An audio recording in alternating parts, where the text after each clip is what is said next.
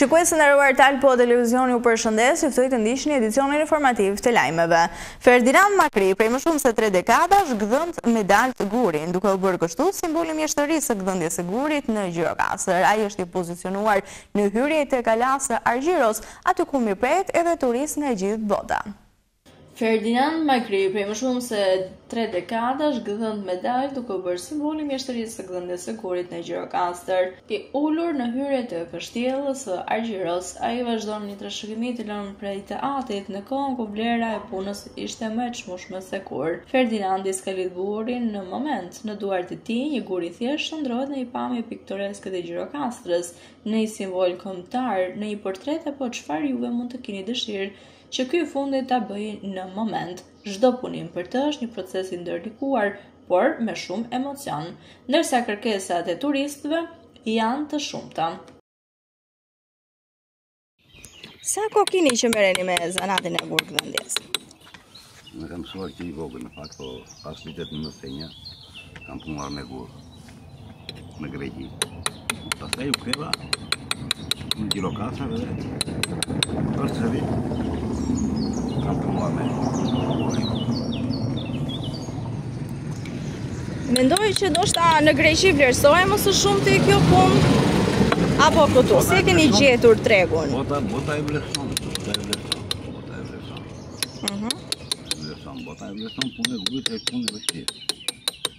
Do mos dona që kanë gur të vlerëson një ashmase. Unë çfarë ka më shumë? Do gjë mundohen ta bëj interes. Interes ja për këtë breshkën që po bëjnë kanë qep shumë italianët. Kanë shumë qep italianët breshkën. E marrin për fat.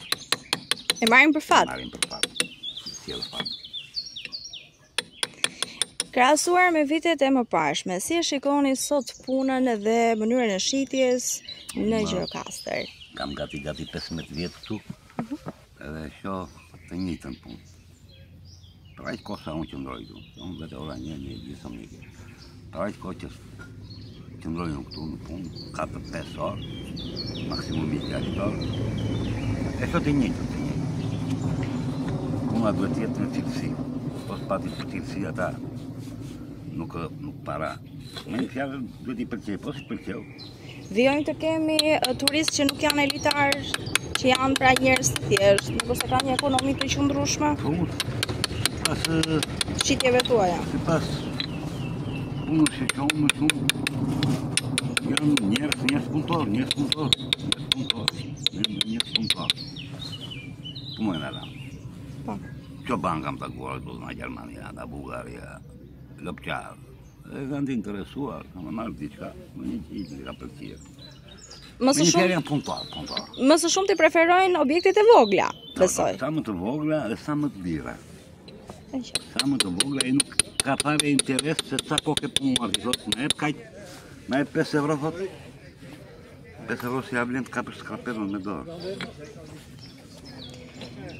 Jam pak më kurnaz në Gjirokastritën, besoj. Po, nuk ka, ne jemi njësha. Ta kursejnë edhe cenin, edhe 10 cent. Jemi në këto momente me zhvillimet kryesore nga vendi. Këshilli i Ministrave ka miratuar një ndryshim në vendimin për miratimin e rregullores për kushtet, kriteret, tarifat, afatet dhe procedurën për klasifikimin e strukturave akomoduese të ndryshuar. Në mbështetje të ligjit për turizmin të ndryshuar me propozimin e Ministrit të Turizmit dhe Mjedisit, Këshilli i Ministrave vendosi që deri në nënshkrimin e marrëveshjes me Agjencia për Organizata Ndërkombëtare të mirënjohura në fushën e vlerësimit të strukturave akomoduese sipas përcaktimeve të bëra në pikën 1 të nenit 7 të kësaj rregullore.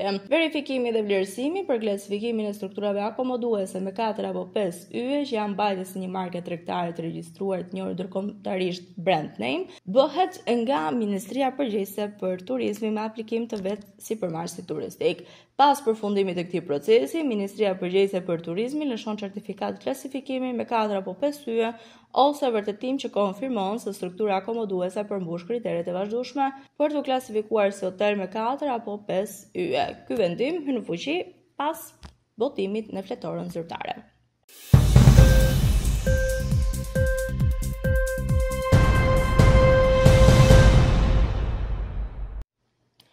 Konfederata Ndërkombëtare e Sindikatave ka konstatuar një përkeqësim të thellë të drejtave të punëtorëve në indeksin e saj vjetor të drejtave, bazuar në 97 rreguese përcaktuara në Kombet e Bashkuara dhe traktatet ndërkombëtare. Të drejtat e punëtorëve, të cilat raporti i mat në 151 vende, ranë ndjeshëm veçanërisht në Europë dhe në Amerikë, me rezultatet më të këqija për këto dy rajone që nga fillimi i indeksit në vitin 2014.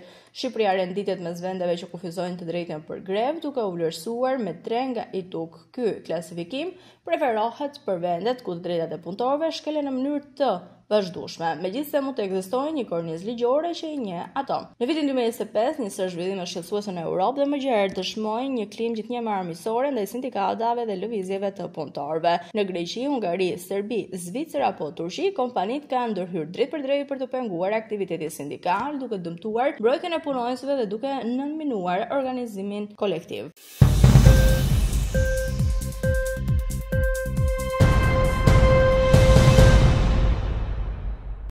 Më shumë se 31.000 njerëz u evakuan në të gjithë Kanadan, përgjatë zjarreve kanë shpërthyer qytete dhe fshatra përgjatë ditës së djeshme. Zyrtarët bën të ditur se më shumë se 200 zjarre kanë ndjekur pothuajse të gjithë vendin dhe autoritetet thonë se gjysma e zjarreve kanë dalë jashtë kontrollit me flakët që kanë ndjekur më shumë se 2.2 milion hektar deri më tani. Provincat e Saskatchewanit dhe Manitobës janë goditur më rënd pasi të dyja kanë shpallur gjendje të jashtëzakonshme kundër zjarreve ditët e fundit.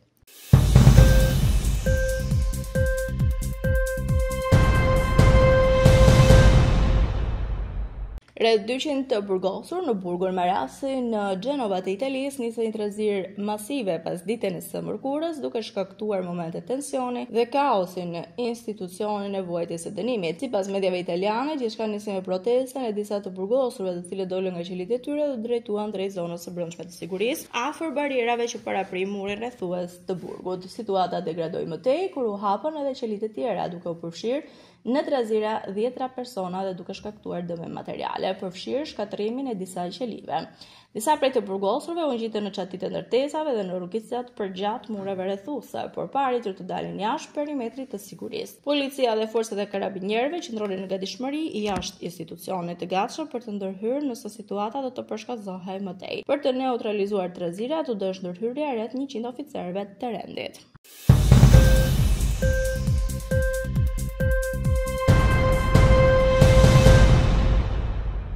Ukraina ka hedhur poshtë kushtet e paraqituara nga Rusia për paqe përgjatë raundit të dytë të bisedimeve në Stamboll, duke i cilësuar ato si ultimatume jo realiste që nuk kontribojnë në ndalimin e luftës. Ministri i Jashtëm Ukrainas, Andriy Sybiha, bëri të qartë në një postim platformën X se këto kërkesa të Rusisë janë të papranueshme dhe nuk përfaqësojnë një përpjekje të vërtetë për të arritur një marrëveshje paqe. Në vend që të përgjigjë propozimet tona konstruktive, në Stamboll, Belarusi paraqiti një sër ultimatumesh të vjetra që nuk e sjellin situatën më afër paqes së vërtetë.